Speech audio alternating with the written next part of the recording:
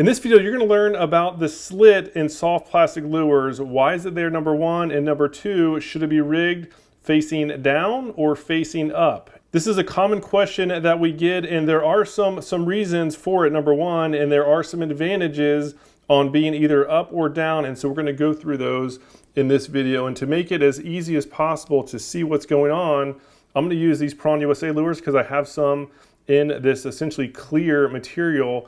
And so again, the question is, do we rig it so that if we want to be weedless, do we want that hook point buried inside the slot, or meaning slot up, or do we go the slot down approach where we have the hook point resting on the top with the slot down on the bottom side? So before we go over the up or down question, number one is just why is that slit on these lures in the first place? And it's really to help have better hook sets while being weedless. So when we're rigged weedless like this, we're using a lure where the hook point is either flush on the top or the hook point is basically inside the slit, and we're going to have to make sure that that hook can slide out, right? When we get that strike, we want that hook to be able to slide out and have that gap so that we can have an actual hook set. And having the underbelly, that it just enables this slide to happen with less force. There's less material that's actually holding onto the hook. So this slide is going to happen much more easily with this underbelly slit than without it. So again, this underbelly slit is, when you see that, you automatically know that, hey, this lure is designed to be rigged weedless. So that's the easy answer. Now for the slot up or down, this is one that has some debate, and I'll be curious to get your feedback on, if you've tried it both ways, which way you prefer. So again, the question is, do we have the hook point inside the slits, or do we have the hook point on the top? And number one, the good news, I should say, is that they both work, right? There's not necessarily a right or wrong answer to this, but what I found is the slit being on the bottom, I found an advantage having that, where my hook point is resting on top, the underbelly slit on the bottom. I found that just the best overall performance on getting good hook sets. And the reason why I believe that is if we have the hook point surrounded by all this material, yes, if a fish does bite down perfectly on top, it's going to have the hook come out. But in many cases, a fish is going to bite the lure and it's going to be curved in the mouth.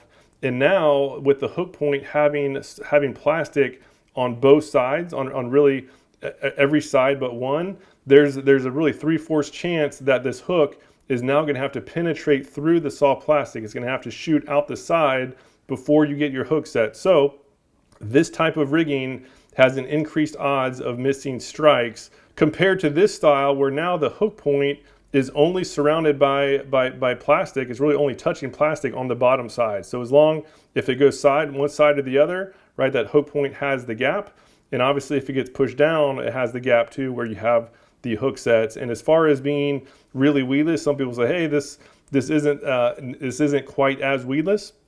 It's one easy fix, and it's called skin hooking, where you have it rigged like this, where I call it the underbelly slit. So the slit on the bottom, the hook point resting on the top of the lure, and to basically skin hook it is what it's called. So you push the material forward and then pull it up a little bit so that the point of the hook goes slightly into the lure. Now it is completely weedless. I skip under mangroves and docks like this and rarely ever get snagged, and the hookup ratio is actually really good, because now as soon as that fish puts a little bit of pressure, it's going to have that hook point exposed. And again, now that the hook point is further away, it's not surrounded by plastic, we're going to have a really good chance of hook set. So again, that's what I found so far, and that's I should say the theory on why I believe that the underbelly slot down is best. But again, if you have different findings, I'm all ears. I would love to hear your feedback. So please don't hesitate to leave a comment down below. And one other question you might be having is, okay,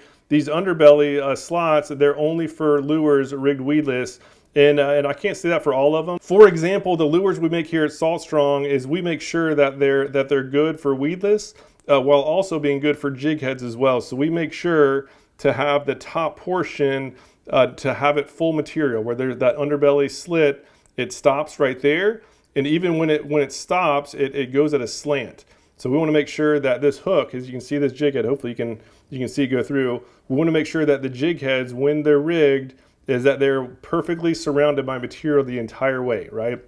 The more material, touching the hook, the less likely that lure is going to ever slide off. So these, again, this particular style, both the prawns as well as our paddle tails, they're all designed with the underbelly slot for rigged weedless. And then we have that underbelly slit ending at a slanted up towards the jig head, so that the keeper part of the jig head is now perfectly surrounded by material and is not being compromised by that underbelly slot. So anyhow, thank you once again for your time and watching. Any questions at all, comment down below. And if you're new to Salt Strong, just know that we're the biggest saltwater fishing club in America. We offer members exclusive technology that actually helps you find redfish, sea trout, snook, flounder, and a variety of other species. Plus, we have a tackle store where members get 20% off or more on pretty much everything in the store to make sure that they can more than cover the dues with the savings on gear. Any questions at all, go to saltstrong.com. Otherwise, hope to see you again soon.